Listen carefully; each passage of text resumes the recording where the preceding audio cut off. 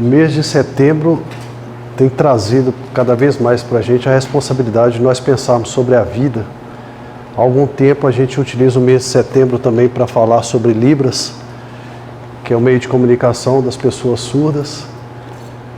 Dia 26 agora nós vamos comemorar 22 anos da lei que faz o reconhecimento da Libras como meio de comunicação das pessoas surdas no Brasil.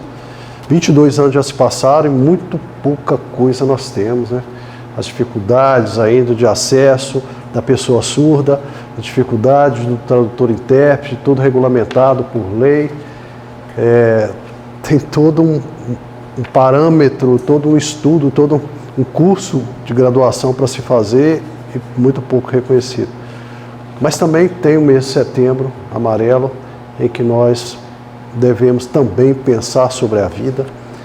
Os nossos palestrantes veio nas últimas palestras falando sobre isso. E eu queria conversar com vocês um pouco sobre o nosso cotidiano aqui na Terra. E qual é o nosso cotidiano, né, aqui na Terra? A Gênesis, o primeiro livro da Bíblia, né, desde Moisés, já vai falar para a gente no capítulo 2, versículo 7.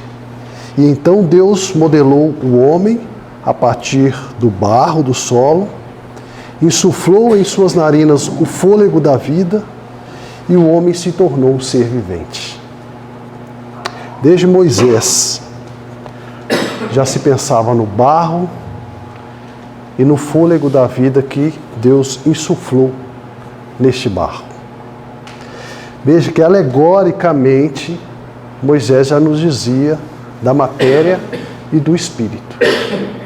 Precisávamos de um tempo maior para nós entendermos isso. Alguns desses elementos que estão distribuídos nesse sistema que nós vivemos, que é a galáxia, vão se estruturar, vão se juntar para dar essa estrutura do corpo físico. Mas o ser vivente, especial, criado por Deus, vai ser aqui inserido, diz Moisés. E a doutrina espírita, reveladora, como sempre, na sua Gênese também espírita, capítulo 10, item 16, vai trazer para a gente que há na matéria orgânica um princípio especial, inapreensível, e que não pode ainda ser definido: o princípio vital.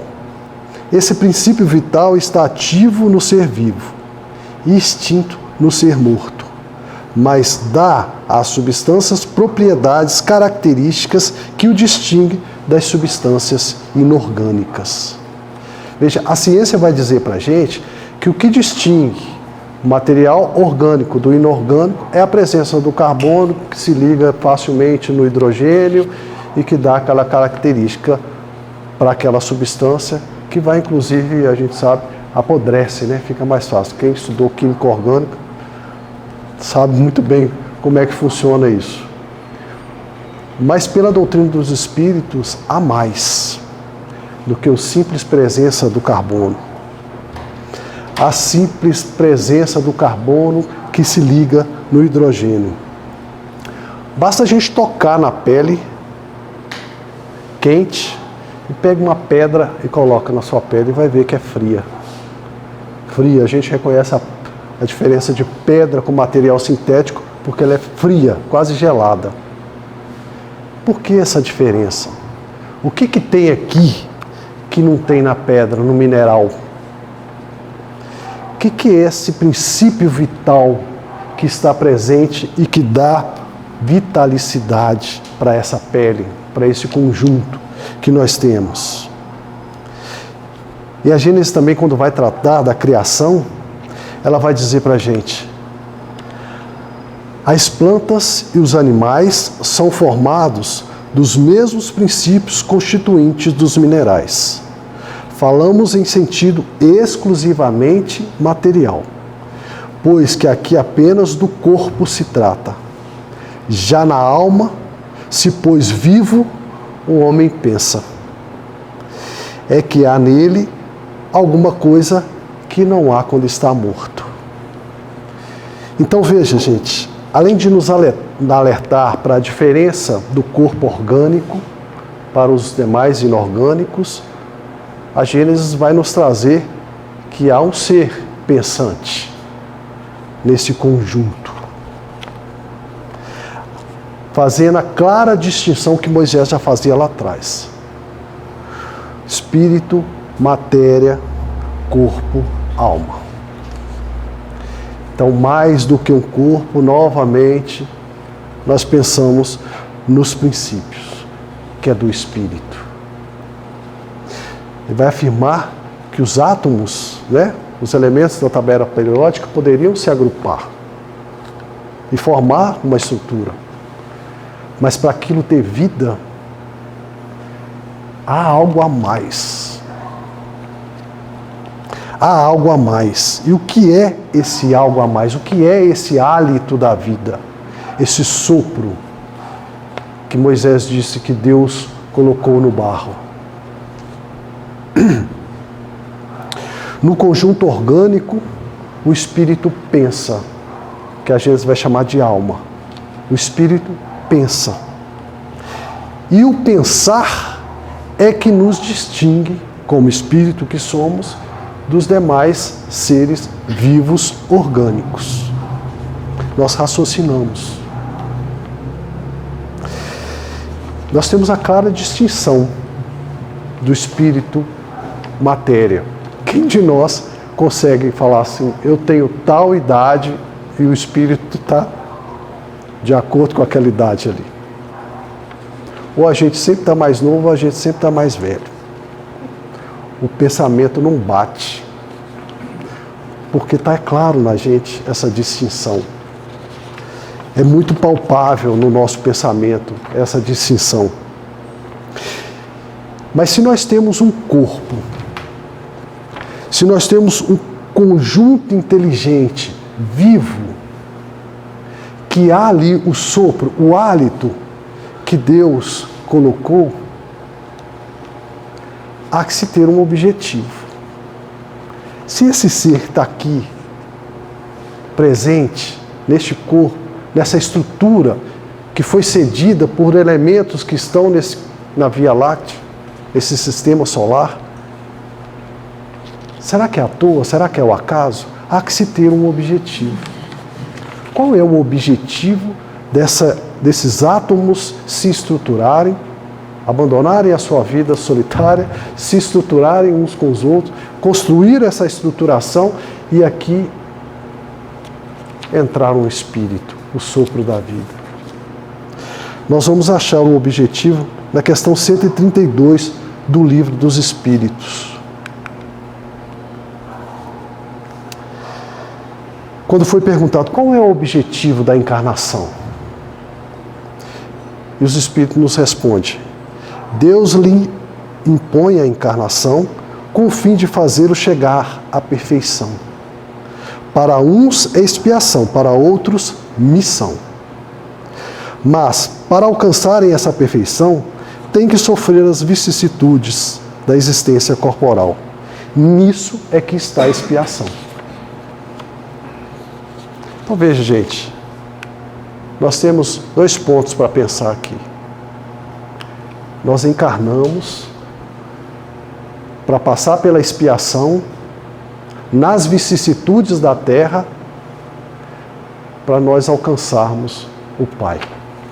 Nós fomos feitos à imagem e semelhança de Deus, mas simples e ignorantes. Simples e ignorantes, nós começamos a alçar um caminho em busca de nos assemelhar ao nosso Pai. A gente pega uma semente de abacate, olha para a semente de abacate, da mesma forma que essa semente de abacate vai virar uma árvore, nós também vamos chegar ao Pai. Para isso precisamos de elementos, precisamos dos melhores alimentos, dos melhores instrumentos que a terra oferece, como oferece para a semente de abacate. Mas o que é expiação? Como é que nós podemos pensar expiação? Mas antes eu queria trazer uma outra coisa. Deus lhe impõe a encarnação. Aqui nós devemos ler como propõe, como proposta. Sabe por quê? Porque em várias passagens do Livro dos Espíritos, inclusive na questão, acho que 224, eu estudei com o Ernesto isso ontem, vai dizer para a gente que o espírito não é obrigado a reencarnar. Ele pode, pelo seu livre-arbítrio, optar em estagnar. Não vai fazer processo evolutivo. Também não vai evoluir. Mas o mundo está evoluindo. Mas para ele evoluir, ele tem que passar pelas vicissitudes dos mundos materiais.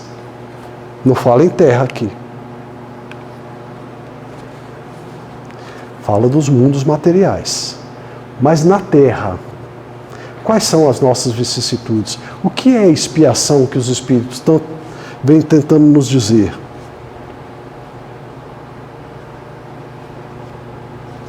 Partindo do zero, dos simples e ignorantes, através das bem-aventuranças que Jesus nos ensina, a gente caminha para o Criador. É o parâmetro mais próximo que nós temos e mais sensato, são as lições de Cristo. É o que a doutrina espírita entende. E expiação? Expiação é, de fato, reparação, resgate. O que a gente sempre fala na doutrina espírita. Vai expiar, vai resgatar, vai se purificar. Essa expiação, essa reparação, esse resgate que nós fazemos aqui na Terra, nas vicissitudes, no cotidiano da Terra. Mas não se trata de fazer uma reparação a terceiros. Bateu, levou como a lei de Italião. Não. É uma reparação a si próprio. À medida que nós caminhamos, à medida que nós vivenciamos aqui na Terra, a gente erra muito. E nós nos damos conta de que erramos. E vamos tentando repaginar, refazer, reler a nossa caminhada, reestruturar nosso pensamento. E vamos nos burilando. Não se trata, nunca se tratou de fazer reparação a terceiro, como a gente ouve muito por aí. Expiar as suas dívidas. Não, é expiar as minhas falhas, os meus equívocos, comigo mesmo. Primeiro comigo mesmo. Porque Jesus nos ensina a amar ao próximo como a ti. Eu tenho que ter parâmetro de mim. Eu sou parâmetro, até para amar.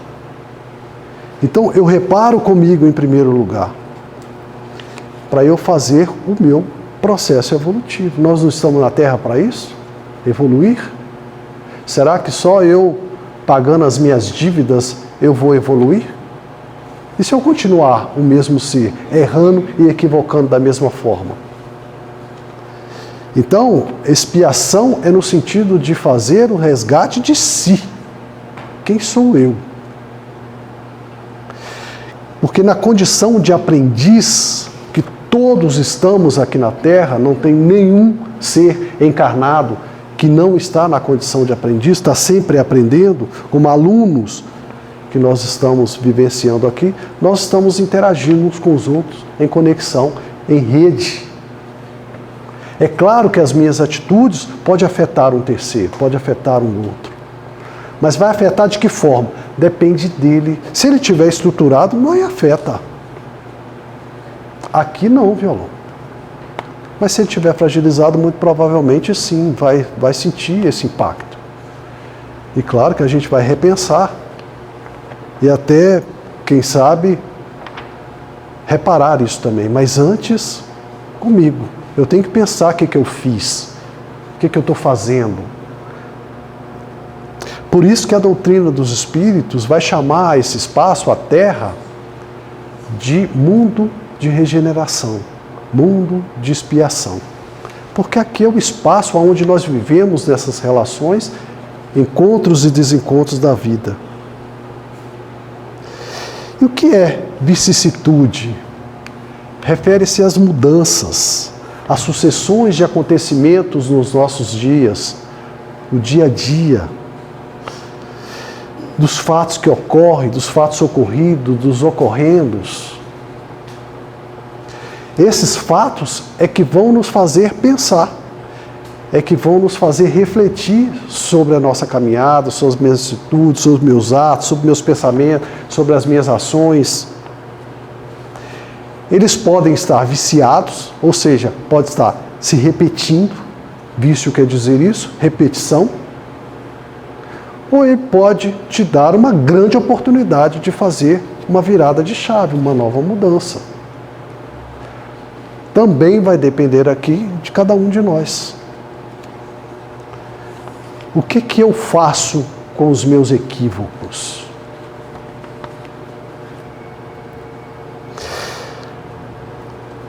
Mas o mundo, sendo um espaço de regeneração, a Terra sendo um espaço de regeneração, quer dizer que é um lugar de sofrimento? Não. É um lugar de aprendizado. Apenas isso. Porque se a gente fizer o olhar que muitas vezes fazemos, a Terra é um lugar de sofrimento, a gente tem que passar pelo sofrimento para alcançar o aprendizado. A gente vai retirar da Terra o que ela tem de melhor, que é a ensinagem, o aprendizado. E nós devemos olhar a Terra como uma escola. Qual a escola que nós podemos pensar que vai deixar um sujeito sem estudar, sem aprender, sem ler, sem trabalhar, sem fazer qualquer coisa e aprender todo o sistema letivo que ele tem para ensinar, para oferecer? É impossível. Tem que estudar, tem que ler, tem que aprender o conteúdo. Para aprender o conteúdo letivo daquela escola, nós temos que fazer a nossa parte. E aqui a gente vai pensar numa mensagem que o irmão Leocádio nos traz. O trabalho oportuniza o desenvolvimento da disciplina pessoal, educando o indivíduo à compreensão da diversidade da vida terrena. A obrigação do trabalho alcança criticamente a todos os seres humanos, a toda a humanidade, criando um processo permanente de construir, unificar, dando sentido à vida. O trabalho é um dos remédios mais eficazes para o equilíbrio físico, moral, espiritual, no trânsito do aprendizado terreno. Nós temos o costume de pensar trabalho como algo externo, como a capacidade que nós temos de produzir algo para o mundo. Mas aqui, quando nós estamos falando do ser humano, nós temos que pensar trabalho como a capacidade que nós temos de fazer a busca ontológica. Quem eu sou? Não é fácil, gente. É trabalhoso se entender, se compreender, se perceber. É um trabalho que é exigido de nós todos os dias. Mas é justamente por isso, por essa capacidade, é que nós somos seres pensantes. Somos capazes de refletir. Quem eu sou? E vai continuar o Livro dos Espíritos, questão 132, dizer para a gente dos objetivos da encarnação. Estar na Terra visa ainda outro fim, que é permitir ao Espírito apoiar, em sua parte, a obra da criação. E para executá-la, que em cada mundo ele toma um instrumento em harmonia com a matéria essencial deste mundo para nele cumprir, desse ponto de vista, as ordens de Deus, de tal modo que, contribuindo para a obra geral, ele desenvolve a si mesmo. Em cada mundo que o Espírito for se aportar por ali um tempo, ele vai se revestir dos elementos que aquele mundo oferece para lhe dar estruturação para ali permanecer, executar, trabalhar, colaborar, construir. O que a doutrina espírita traduziu como ordens de Deus. Eu fiquei curioso com isso. O que é ordens de Deus? E essas ordens de Deus que eu concorrendo para que ela seja possível, também concorre para que eu me adiante. Quais são essas ordens? Aí fui lá, no texto original em francês, e está lá, ordre. Peguei a palavra, joguei no dicionário francês, e está lá. Layout, organização, composição, estruturação. E nós somos capazes de pegar a última significado e colocar como ordenamento, obediência às leis, obediência às normas. E aí, se a gente repensar isso, para executá-la é que em cada mundo toma o espírito um instrumento de harmonia com a matéria essencial desse mundo, a fim de aí cumprir, daquele ponto de vista, a organização da criação de Deus. E à medida em que nós auxiliamos na criação, também nos adiantamos. Uma via de mão dupla. Então percebe, os Espíritos nos dizendo que além do aprendizado que nós fazemos na Terra, que temos a possibilidade de aprender, nós temos a grande responsabilidade de fazer a manutenção da grande criação de Deus. Da harmonia, da organização dessa criação. Ou seja, ainda que cada um de nós seja um grão de areia nesse mundo, se nós utilizamos dos elementos essenciais que estão disponíveis nesse mundo para estruturar um corpo, se nós estamos usando da criação para aqui estruturar, nós temos cada um de nós a responsabilidade, a essência de ser um ser da criação, responsável pela criação. Sem a presença desse ser, o mundo não é o mesmo. Sem a presença nossa, fora do tempo, neste ambiente, a Terra não é a mesma. Vai faltar. E se faltar, vai apertar em algum lugar. Porque nós sabemos que quando está em excesso de um lado e falta de outro, tem que se reorganizar. E quando não tem excesso e tem falta, tem que apertar. Para a coisa continuar fluindo. Há um encadeamento em rede, peças de engrenagens onde cada um de nós participa pela participação do outro. Eu tenho uma amiga que fala, se cada um fizer a sua parte, ninguém vai ter que fazer a do outro. Então daí a importância de cada um de nós nesse sistema solar. Não é só no nosso bairro, é no sistema solar.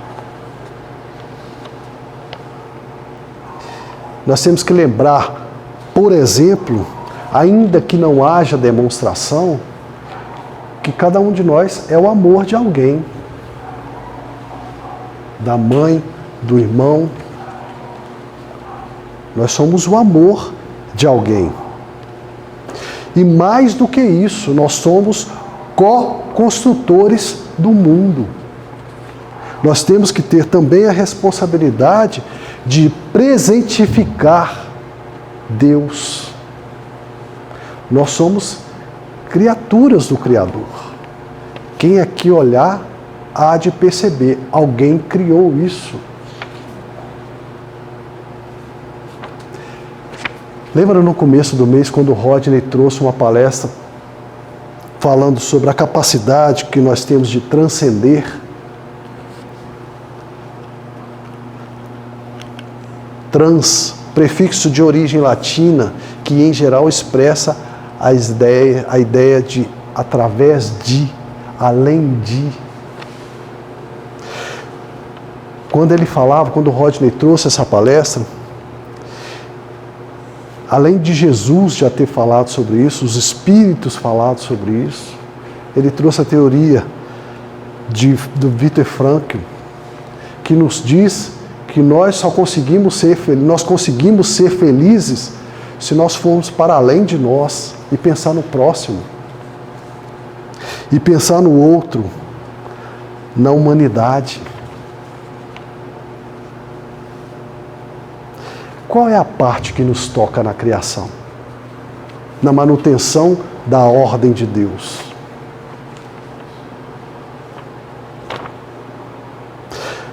O serviço missionário de cada um de nós, além do aprendizado, cabe a cada um de nós. Qual é a nossa missão? Nós temos lá, o objetivo é aprender, mas também tem um outro objetivo. Qual é? Fazer a manutenção da criação. Você tem o aprendizado e a missão. A nossa essência é espiritual. Quando nós pensamos em nós, no outro, nós temos a certeza do ser em aprendizado. E quando nós temos essa certeza do ser em aprendizado, ao invés de caminhar para o vitimismo, quando acontece algo, a gente vai caminhar para o lado da construção. Em vez de correr para a mamãe, fulano me bateu, fulano, por que me bateu? O que nós podemos melhorar isso? Pensem sobre isso. Nós trabalhamos em rede. Nós precisamos, aos poucos, reprogramar o nosso pensamento sobre quem eu sou e quem somos nós. Para que nós podamos efetivamente cumprir essa grande criação. Eu não sou uma criação sozinha. E com certeza não vim aqui estruturar só essa criação. Eu vim estruturar a grande criação. Daí a minha importância. Eu sou importante, eu sei que eu sou importante na estruturação dessa criação. Ainda que eu não saiba o que é. Ainda que eu não tenha isso claro para mim. Sabendo que nós somos iguais em essência, diferentes em substância, veja o que Emmanuel vai dizer para a gente.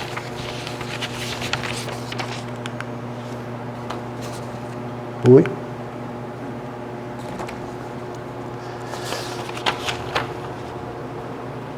Diante da lei, todas as tarefas do bem são missões de caráter divino.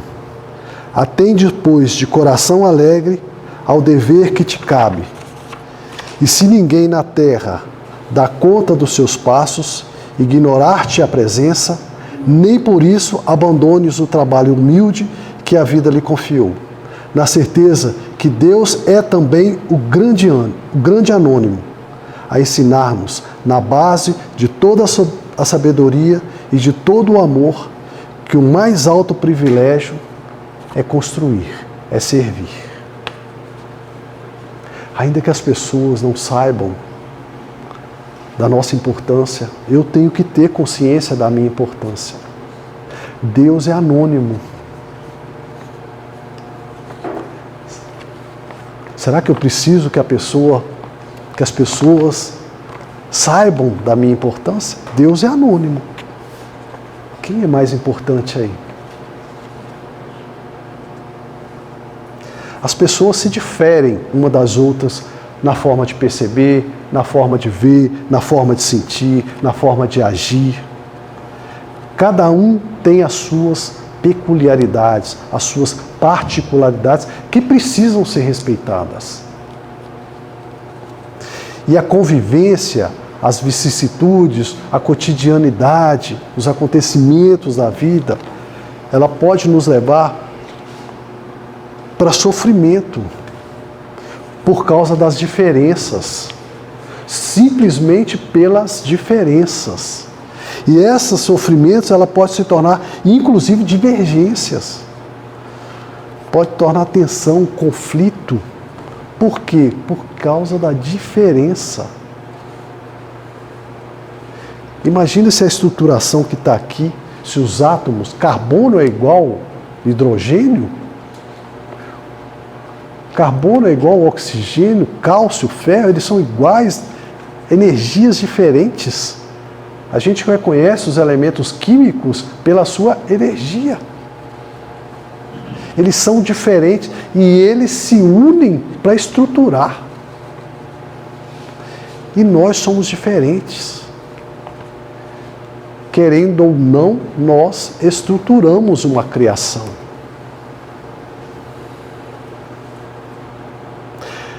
Nós temos que ter a consciência de que cada um de nós tem a sua bagagem cultural, a sua participação, o seu destino. E mais do que isso, que cada um tem a sua parte a construir e de ser construída. Cada um de nós tem a acrescentar. Sempre.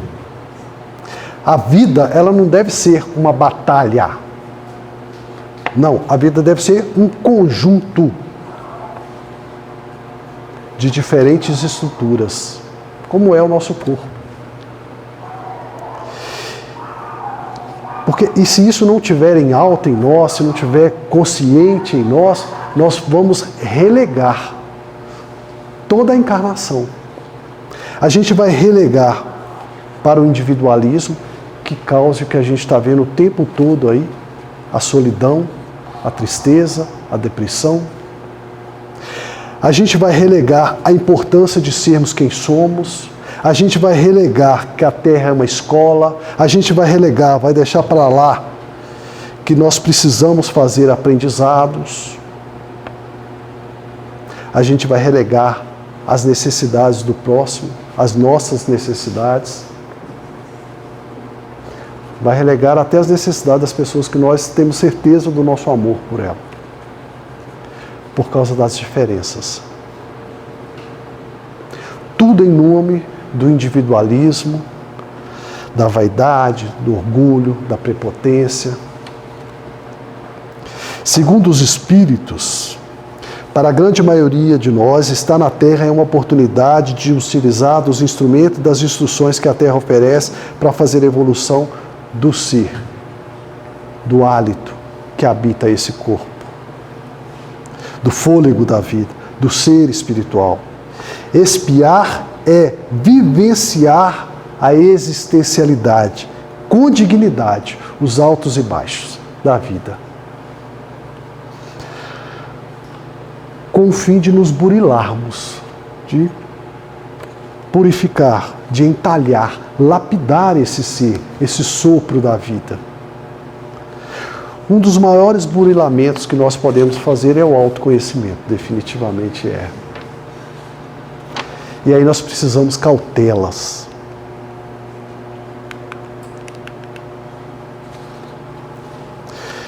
Lembrar sempre que nós estamos na Terra, que estar na Terra tem um objetivo, nos darmos conta de que a Terra tem algo a nos ensinar para atingir o progresso do ser, ter na ocorrência da vida que faremos aprendizados, ainda que eles sejam difíceis, sempre ter em mente que nossas tarefas são importantes para nós, para o próximo, para a criação, que a vida é, queiramos ou não, a vida é.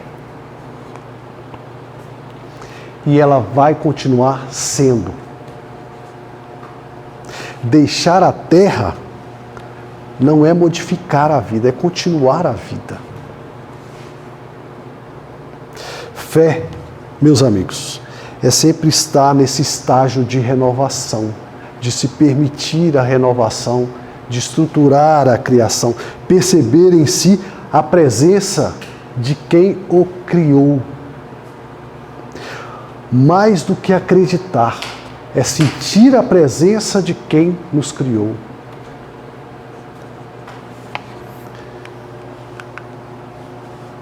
E aí eu trago a mensagem do irmão Leocádio, que está no livro Serenidade, o Esforço Silencioso do Bem, que ele diz para a gente assim: sua compreensão, sua generosidade, seu desprendimento atrai a bondade alheia em seu benefício. Tome cuidado. Os que odeiam desejam o mal ao próximo, se juntam mesmo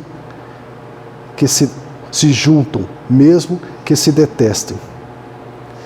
É a força indicativa do pensamento comprimindo as leis dos semelhantes. Os bons expressam, materializam o exercício do amor. Assim, garantem a tranquilidade, equilíbrio, satisfação todos os dias, a cada segundo. Então peço que vocês pensem sobre isso. A nossa cotidianidade da vida é mais do que ir para casa, trabalhar, fazer. Nós temos um aprendizado, cada um de nós, a fazer. E mais, manter essa estruturação, essa bela obra que Deus fez. Daí a importância de cada um de nós, que tem que estar muito claro para cada um de nós. Muito obrigado a todos. Vamos agora para o momento passe.